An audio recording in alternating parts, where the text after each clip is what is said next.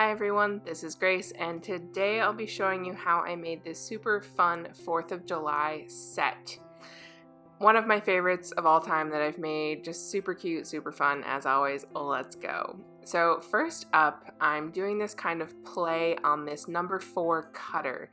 The bottom part that I'm flooding right now is actually supposed to be overlaid with the letter, or excuse me, the word 4.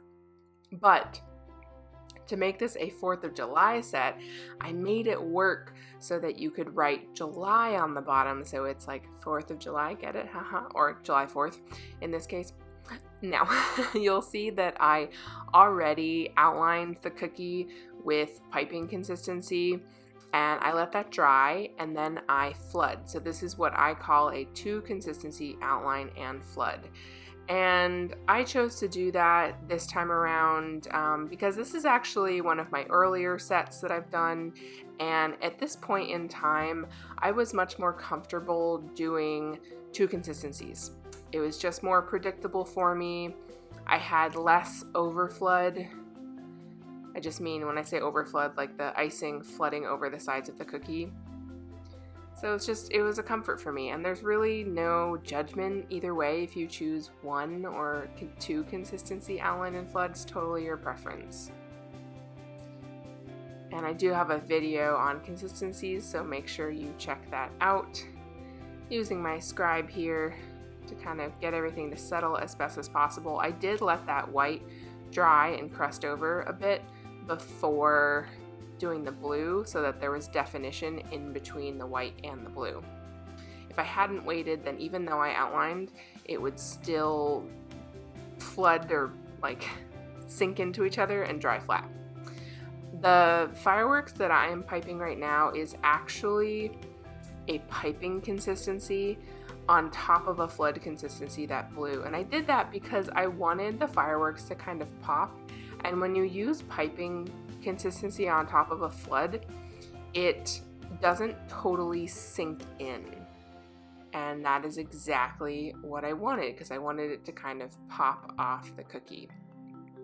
Now I let that dry even further so that I can pipe this July on it, and as you can see, I'm actually freehanding this, and I just went for it. I'm doing what is called pressure piping here, which means I'm varying the pressure on my bag. I'm applying more pressure on the downstroke and releasing the pressure on the upstroke, and that's what gives you the different widths of the letters.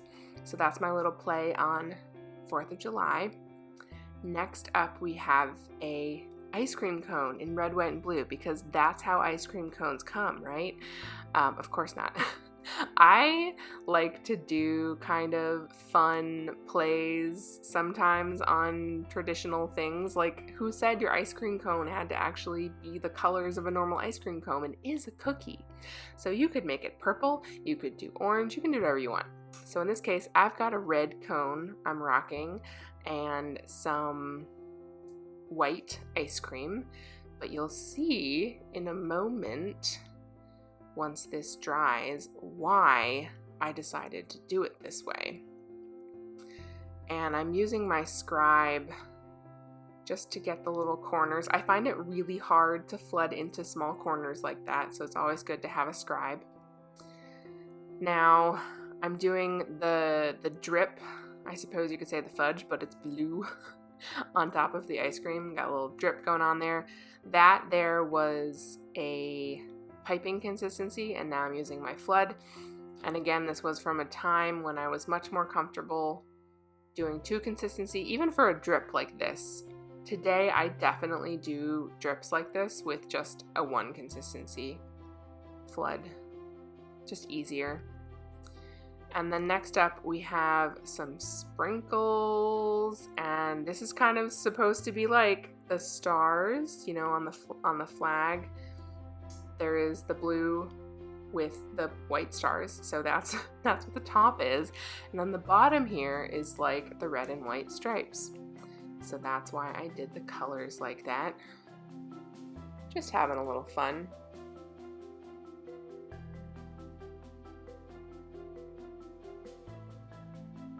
A key here to making the crisscrosses look right is to make sure you're leaving the ends of them open. You can see, especially on the bottom left side, that I didn't totally join the ends, if that makes sense. Like they're left open, like I did.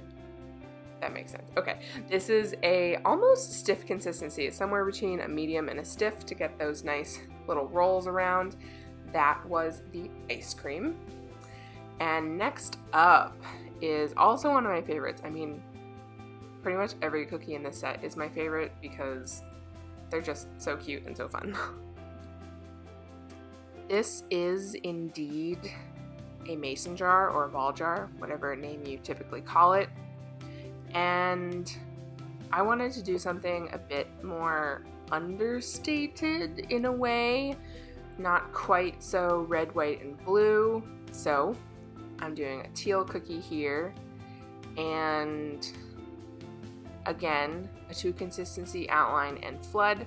A lot of people ask me why I flood from the outside in, and I never thought about it before. It was just common sense to me, but now the reason I do it, I mean, it's what I'm comfortable doing, but I also think it makes the most sense in terms of, actually, why does it make the most sense? Now that I'm thinking about it. I guess it's mostly comfort, and I often do a 1 consistency outline and flood, and so if you're going from the outside in, then you're catching the most recent icing always before it starts to crust, if that makes sense. So you don't want to do an outline and then wait until the very end to join the end of it, if that makes any sense at all. Probably not. It would be easier with visuals. All right, let's move on. So my somewhat patriotic but not too patriotic mason jar, I did these multicolor ribbons here. Now, if I wasn't quite so lazy, I could have, actually no, I tried this. I forgot, I tried this. So I actually tried loading all 3 colors into one piping bag so that they all piped out together. But when I piped it, I thought it looked too much like toothpaste. You know, like, what is it, Aquafresh toothpaste? Yeah. I wasn't having it. I wanted this like layered look.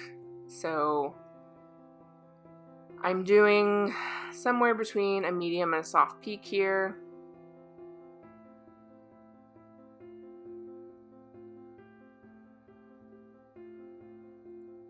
Just enough red, white, and blue to not make it too obvious, if you know what I mean. So next up, this is some lettering, and I'm tracing this with my projector. This looks to me more like a medium peak, which you can do lettering in a soft and a medium peak. It's better in a soft, but somewhere in that region, you're in business. And I did this lettering in the same color as the flood of the cookie because I wanted it to kind of blend in.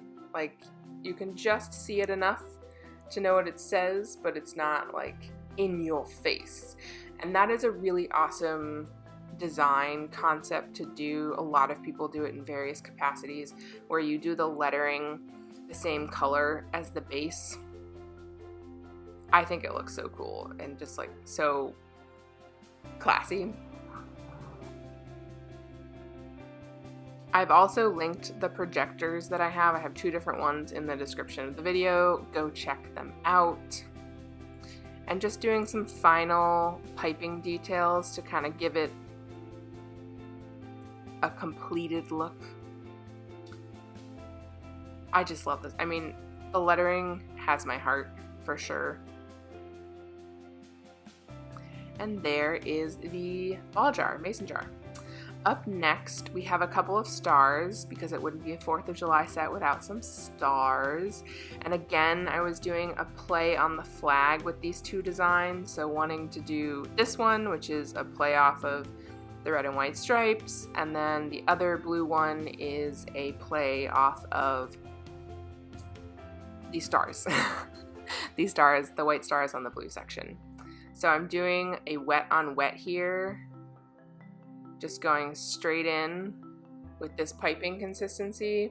You got to move pretty quickly when you're piping lines like this with flood consistency because it comes out of the bag quite quickly. So just keep that in mind. This design I love so much because it's super easy. You just put some sprinkles on it once you're done flooding. But keep in mind that sprinkles do weigh down the icing. So if you add too much sprinkles, you will be at risk of over flooding your cookie unless you have intentionally not flooded it too much. So this is just like the right amount of sprinkling. Some white non-prized, super easy, super fun. This next design here is actually inspired by the Haley Cakes. Go check her out on Instagram. And as of right now, she has a bakery in Texas. She's known for this circle design that has colorful sprinkles on one side and says, "You're freaking awesome." And this one here, I did a play off of that for the 4th of July. And as you'll see in a moment, it actually says, "Happy Freakin Fourth." And red, white, and blue sprinkles, of course. This is one of my favorite shapes, this scalloped circle.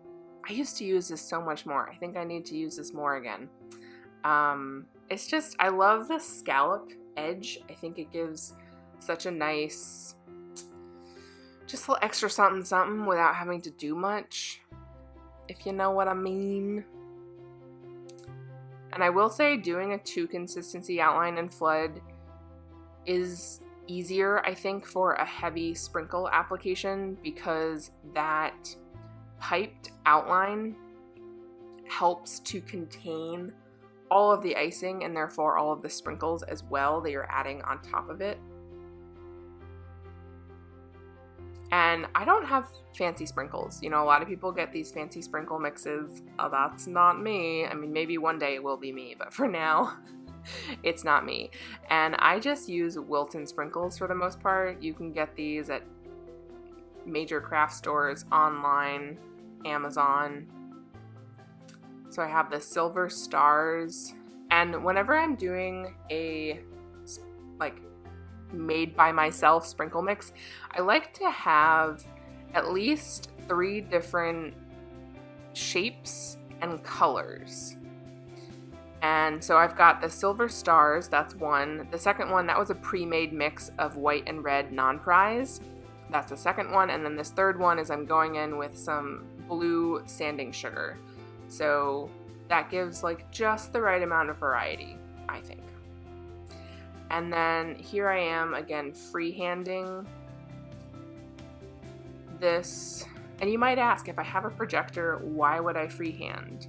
And that is because freehanding, if you're comfortable with it, can take so much less time than using a projector. Now, sometimes a project though can take way less time using a projector. So it just depends on what you're doing. And in this case, I was doing some super simple lettering. And I'm comfortable doing this free-handed, which is why I did. These smaller letters here, if your icing bag has too big of a hole in it, you could definitely just, you could write this in with an edible marker, the happy and fourth part. I would recommend, if you can, definitely piping the freakin' part. But yeah, this design just makes me so happy. Haley is such a genius. It's so simple, but it's so happy. Next up, we have this red, white, and blue snow cone. Let's talk about how I did this. So in a way, in hindsight, I think I made my life harder by doing the 2 consistency, because then you need to do what I did here, which is to make sure that you're outlining the correct parts in the correct color. so that you don't get any funny looking outlines that don't match the flood. But also, so I'm adding a lot of sprinkles to the top of this, and again, doing that outline helps to prevent the sprinkles from falling overboard, and we don't want that, do we? No, we don't. So always do your sprinkles like this over a bowl, please. It will make your life so much easier. I like to use the spoon method. Many other people just place the cookie directly into the sprinkles. I don't like to do that, first of all, because it actually flattens the application of the sprinkles, but it also flattens the icing, which I don't like to do. So I like to do it the way I did, and I would recommend doing the sprinkle part first, like I did here, and then flooding the cone part, because if you flood the cone first, then you'll need the cone to dry basically completely until you apply those sprinkles, because the sprinkles can still adhere to like even slightly crusted icing, if that makes sense. So it's just kind of a faster application, I think, to do the sprinkle part first. Just a super simple little finish, and there we have the snow cone. So last but not least is another play on this 4 cutter and the flag, the stars and the stripes. So this bottom portion is my usual, not usual, but it's the same thing I did with the ice cream cone, where I did a blue background and a blue background and white sprinkles. And then you can see I'm already prepped for the rest of it to do red and white stripes. Now I'm going against what I just said about making sure that you outline every section with the correct color, and that's because, y'all, this one I just didn't have the patience. Too many sections. Makes my life so much easier just to do it this way, to outline in one color and then flood away. If you do a really good job flooding, it'll be a lot harder to notice that it's outlined in a different color, but do what floats your boat. Now for this one, I had to use my scribe to get into all those little crevices.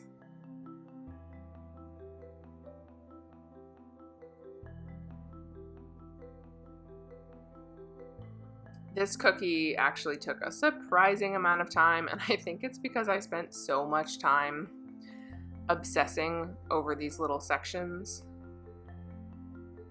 And actually, what I learned, so what I'm doing right now, I would not recommend, where like you need to use the scribe for the corners, but when you use the scribe on the edge portion, if that makes sense, the edges, and you get the icing too close to the edge, then, because what I'm trying to accomplish here is flooding in sections, so there's definition in between the sections, it kind of ruins the beautiful crevice in between the sections that you would get just by the natural flood. I hope this is making sense. It will probably make more sense when I go in here with the white.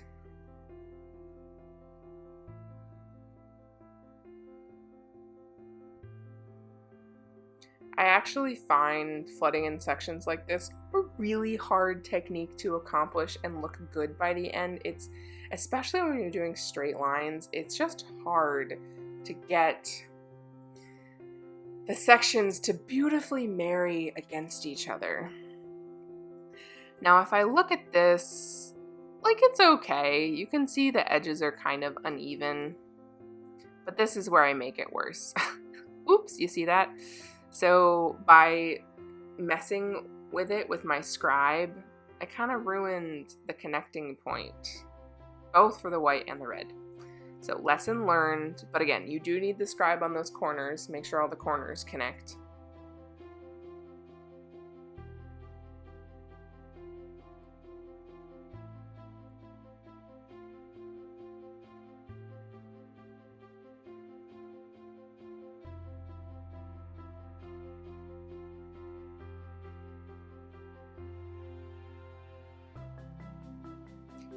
And then let's see. Okay, I'm gonna let that crust over. And I thought it was missing a little something something, so I added these zigzags on top in the same color. And I just liked the extra dimension it added because on the bottom section with the sprinkles, and then I'm gonna add lettering on top of that, there was just a lot going on the bottom, and I felt like the stripes at the top were kind of left out. So added a little extra, and I'm super happy with it.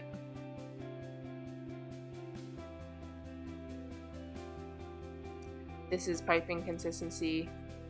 Looks to me like a soft peak.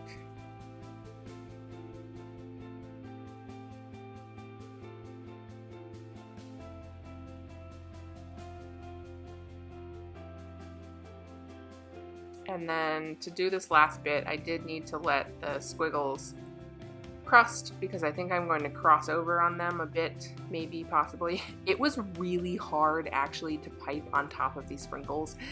Yeah, I forgot about this. I might not recommend this. I tried also doing polka dots, which looked okay. I just like the sprinkles better. It's really hard to pipe on not a flat surface. This is the moment where I go, ugh. But I made it work. I still think it looks good.